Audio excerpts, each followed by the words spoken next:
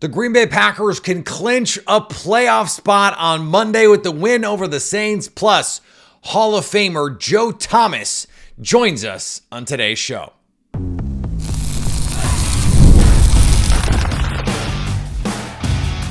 You are Locked On Packers, your daily Green Bay Packers podcast. Part of the Locked On Podcast Network, your team every day.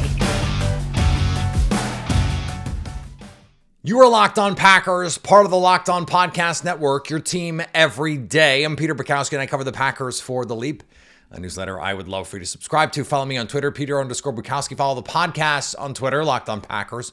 Like us on Facebook. Subscribe to the podcast to iTunes, Spotify, Google Podcasts. Wherever you find podcasts, you will find Locked On Packers, the #1 Packers podcast on the internet, and the show for fans who know what happened. They want to know why and how. Thanks to everyone who makes Locked On Packers their first listen every day. We hope you like starting your day with us as much as we like starting our day with you. Today's episode brought to you by our friends at FanDuel. New customers place a $5 bet, and if you win it, you can get started with $250 in bonus bets. Visit FanDuel.com to get started. Over the weekend, not much changed for the Green Bay Packers in terms of what they're playing for on Monday. They win, they're in. The Falcons won, so they're not in until they win. But if they win, they're in. Did you follow all that? Okay, good. There'll be a quiz later. If they win, beat the Saints tonight, and they will be in the postseason. The problem for the Packers is that because the Commanders won, they beat the Eagles, and Jalen Hurts got hurt, got concussed. We don't know what that prognosis is. It's not just a week every time. I think that's an important thing to remember. That the Packers have to keep winning now to avoid the 7th seed. Like, they could win 12 games and be looking up going, who? I'm sorry, we're going to go play who in what round? What is happening? That's the NFC that they're playing in right now. They could win out. And if they win out, they could be the 5 seed. But they could have 12, 13 wins and be the 6th. Like, that's crazy. But that's the situation that they currently find themselves in. And so they have to keep winning. They have to keep winning. And in this game, look, they should. I mean, like, what do you want me to say? They should win. They're 2 touchdown favorites for a reason. Jair Alexander, we'll see if he plays in this game. He's questionable. Luke Musgrave, we'll see if he plays in this game. He's questionable. Javon Bullard, Quay Walker, they're out. And Evan Williams popped up on the injury report later in the week. We'll see if he plays for the Saints. It's like really not great. Derek Carr's out. Alvin Kamara's out. Chris Olave's out.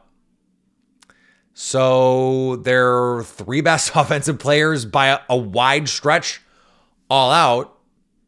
That doesn't seem great for them. And this is a team that already, as we talked about on our crossover Thursday, can't stop the run. So, yes, it is a game that the Packers, and look, everydayers know I don't like to use the word should on this show. Especially in the NFL when it's like, oh, a team should win. Well, like, really?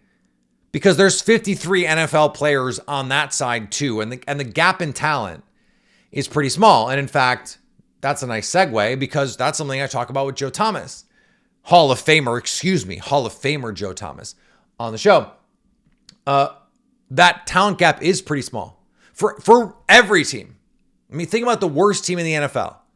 The gap between that team and we saw it on Sunday, the Bills and the Patriots. They played a game into the final moments. The Patriots are one of the least talented teams, one of the worst coached teams in the NFL. They're playing maybe the best team in the NFL, and the game goes down to the final moments because it's all NFL players. You have to bring your best game or you can be beat. That's where the Packers find themselves, and that means we know what they have at stake. So just go play well enough to win. That's simple enough, right? Just go play well enough to win, right? Just go do it. If it were that easy, you'd just snap your fingers and it would go happen. So we'll see if they can do it. Let's talk to Joe Thomas, returning to Locked On Packers. Hall of Famer Joe Thomas. Joining me now to get you set for Packers Saints Hall of Famer offensive tackle Joe Thomas. Joe, let's actually start there. How does it feel, Hall of Famer? Like, this is you're what, a year into this now, a little over a year as a Hall of Famer. How does it feel? Well, it never gets old getting introduced as a Hall of Famer. Trust me, if you want to go do that again, we can do that intro to the show one more time. Hall of Famer Joe Thomas joins me now. Hey. The offensive line right now in the NFL is such an interesting position. We were talking to Evan Williams on Friday, the Packers safety, because so many defenses now are trying to mess with protection rules. They know what those rules are in a way that, like Kyle Shanahan used to do to defenses. Like, hey, we know your cover 3 rules. We're going to mess with them. Teams are doing that with protections now. When I say that, can you just explain what that means, that defenses are messing with these protection rules and how they're taking advantage of it? Because I do think there's nuances here that maybe we haven't talked about. You've signed up for the 2 semesters worth of offensive line pass protection clinic here now with me, so you're in trouble.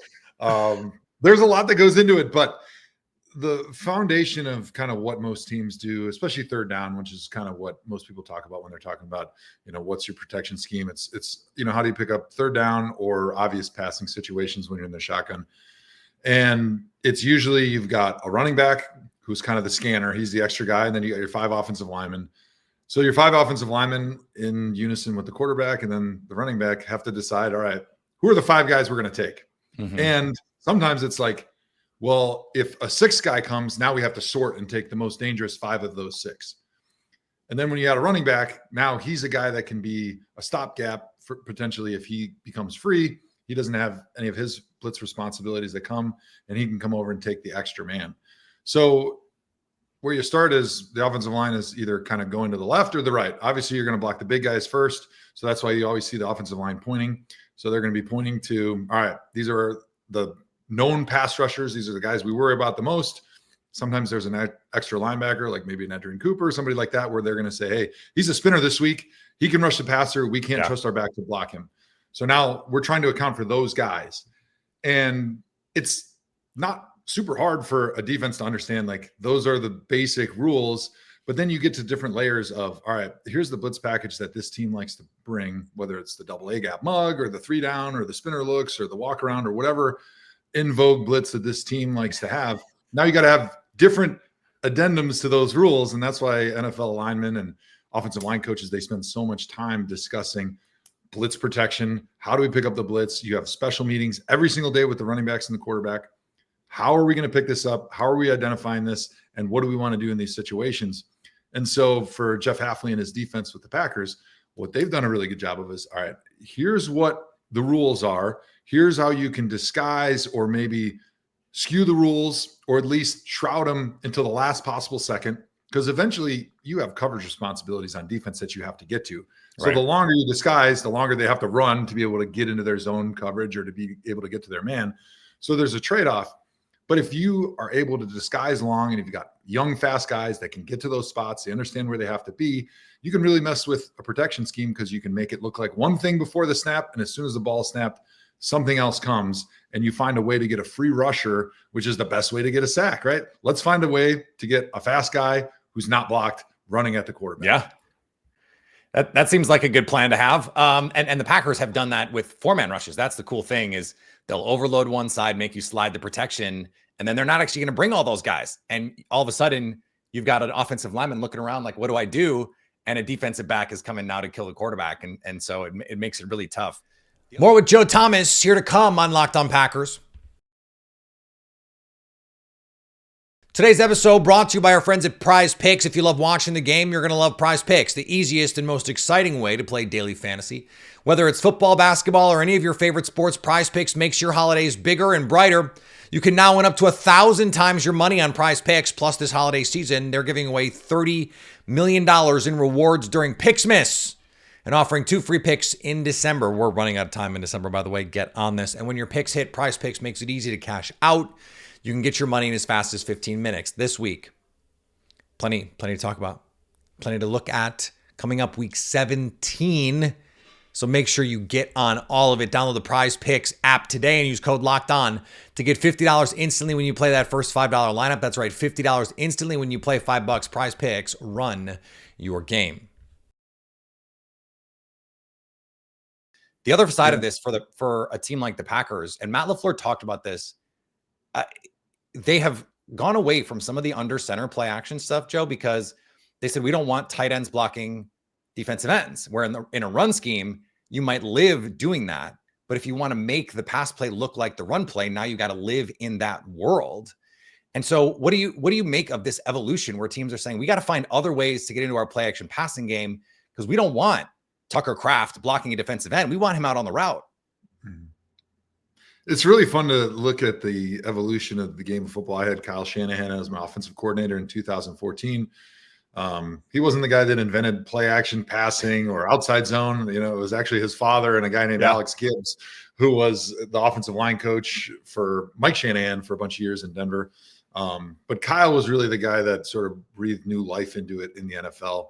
We were very successful with him 1 year in Cleveland. Then he went to Atlanta, and then it kind of took off because they had a lot of success and everybody hired, his disciples, all the young guys that were working for him. Matt LaFleur. And they realized, oh, this is pretty good. Like maybe we should have runs and passes that look the same at the beginning instead of just, all right, it's a pass, line up in the shotgun, spread everybody out, and we're going to drop back, which is how the NFL used to be played. It was first down, you put in your fullback or your tight ends, and you get big, you run the ball. Maybe you had like a draw action, but it was still just straight drop back. You weren't making things look the same. You weren't putting defense in a bind, in conflict with their assignments. Hey, I got to cover this tight end, but I also have this gap. I've got to cover this gap in the run game if I'm a safety, but I also have this zone drop. So you put them in those conflicts until the last second, or sometimes even 2 or 3 seconds into the play before they can even tell if it's a run or a pass. And you're able to create some gaping plays in play action, in the secondary, easy throws for your quarterback, opportunity to get explosive plays. Yeah. The downside, like you mentioned, is now you've got tight ends a lot of times that are blocking defensive ends, because if you just always put your offensive line on their big guys, well, it doesn't look like the run anymore. It just looks like a draw or a drop back pass, which is what everybody used to do. So they're trying to kind of blend the two worlds because it is a problem. The defensive ends in today's NFL are so good at rushing the passer. You can't put a tight end on there and expect to have happy results, especially because when you're doing under center play action, your quarterback has his back turned.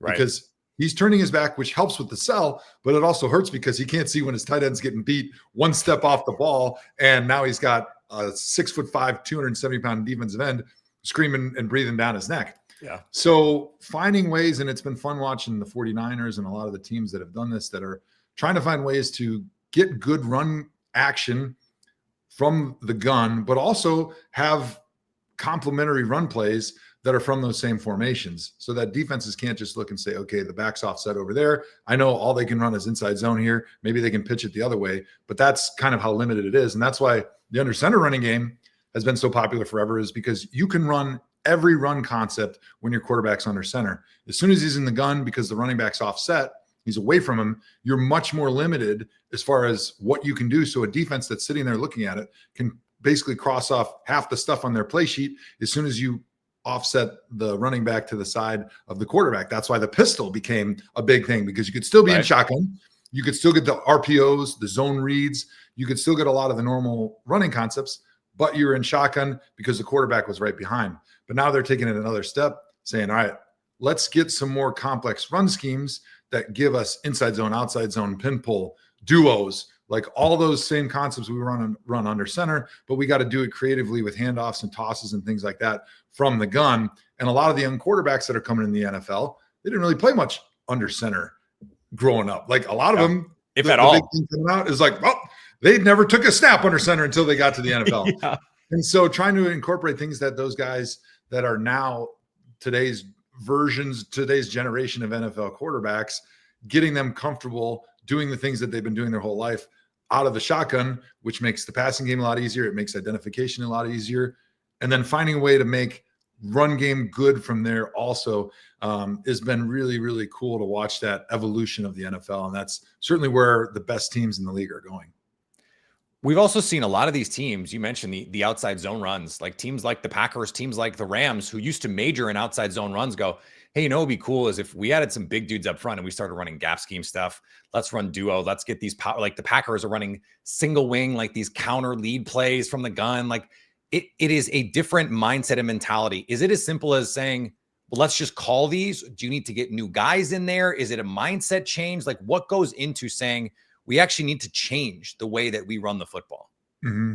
Well, I think Bill Belichick was so successful for all those years when he was in New England because he zigged when everyone else was zagging. He was doing the opposite, right? When teams wanted to play 4-3 because everybody thought that was the best defense, he went 3-4 because he realized, hey, first of all, I can get players at a discount because I'm the only guy that's buying 3-4 guys, and everyone else is looking for 4-3 guys. But it's also harder to find, 6'6", 275-pound defensive ends that run 4.6. It's a little bit easier to find 6'2", 250 that I can have them play hard, rush the passer, drop into coverage.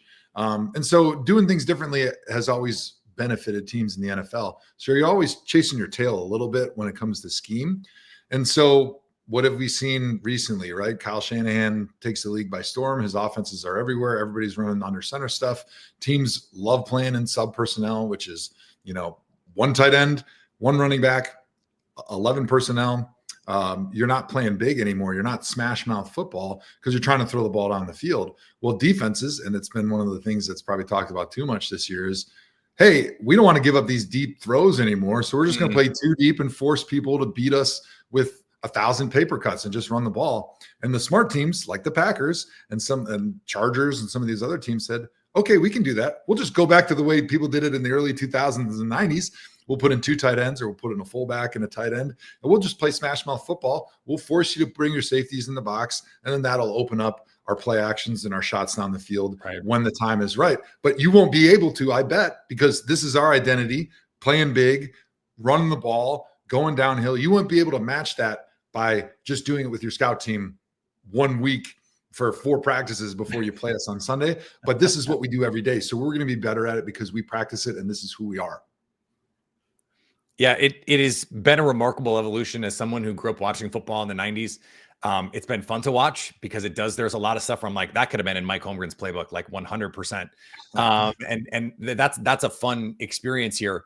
As we get focused in here a little bit on Packers Saints, the Saints coming in with an interim head coach.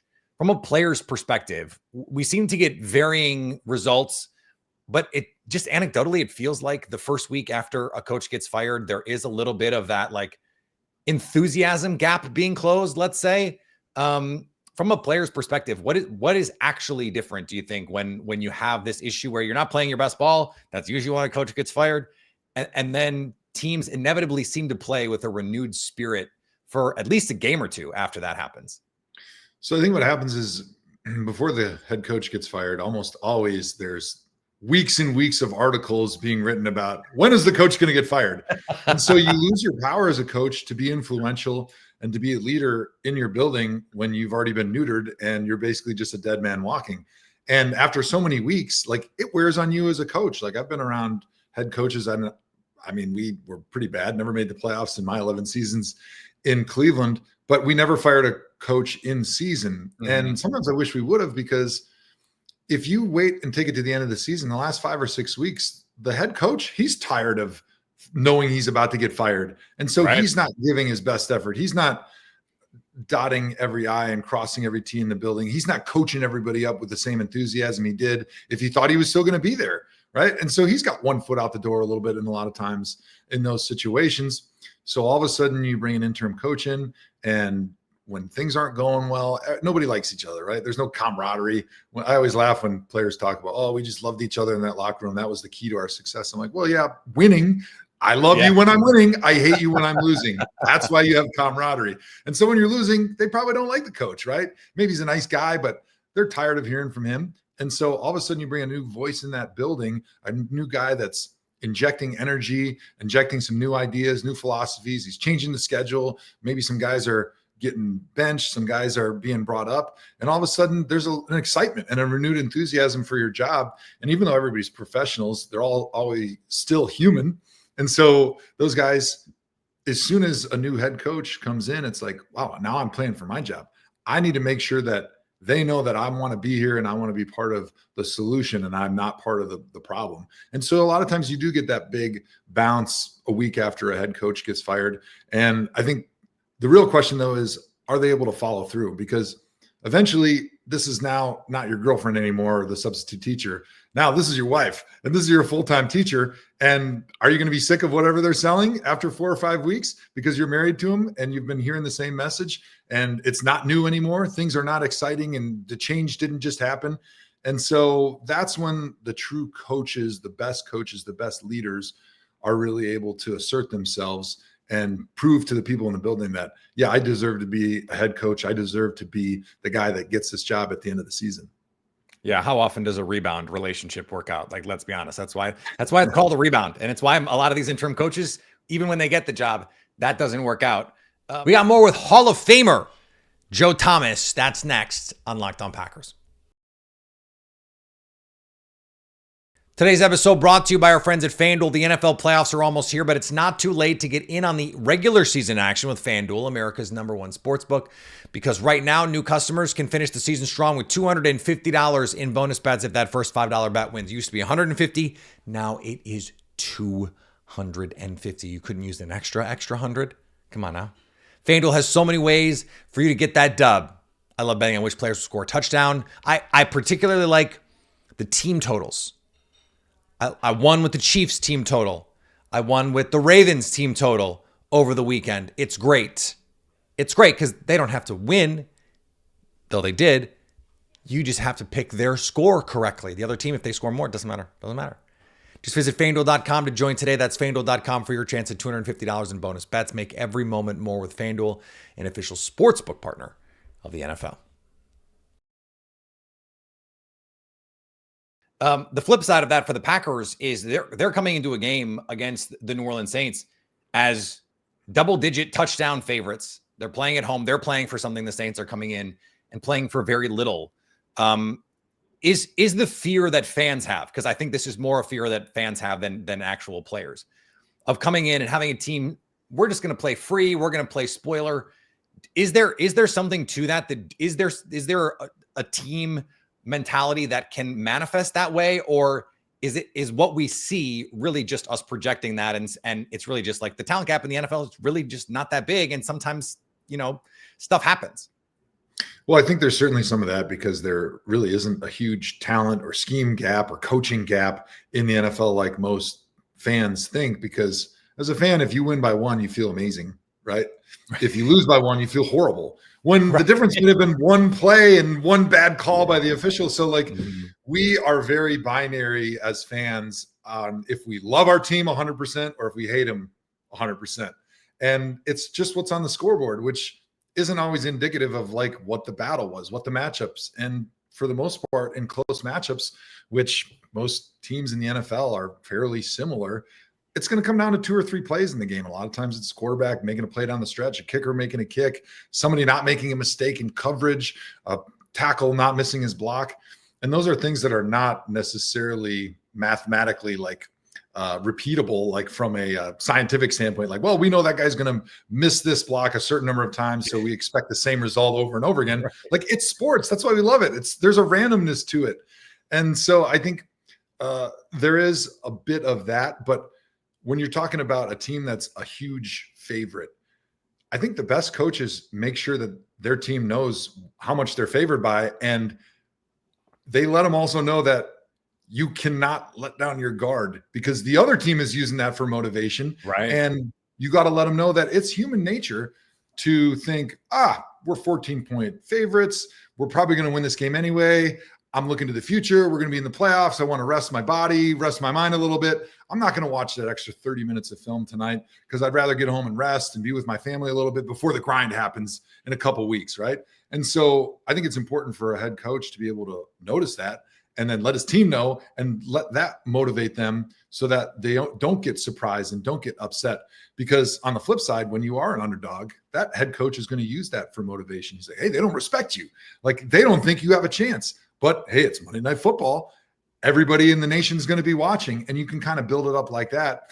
And when you're in a situation like the Saints are, where they don't really have any playoffs to play for, they got nothing to lose. So they're not going to play tense. They're going to throw all the things out the window that are too risky normally, maybe in a tight battle or a game that you're favored, because hey, if a fake punt doesn't work, who cares? We're not going to the playoffs anyway. Right. Let's see if it works. Let's see if we can catch them by surprise. Let's take the risks that maybe would be too risky to take, because in a normal game, like if you do something stupid and you lose, like let's say maybe going for it on fourth down or kicking a field goal when you shouldn't, or going, onside kick, whatever you want to say as far as trick plays, things that maybe are a little outside of the normal realm of possibilities, like people are going to hammer you for it. The media, they're going to be like, why did you do that? Why did you do that? And then the reason the fans and the media don't like that coach or want to get rid of that coach is because of that thing that they can point to. Well, they made the wrong decision here or there.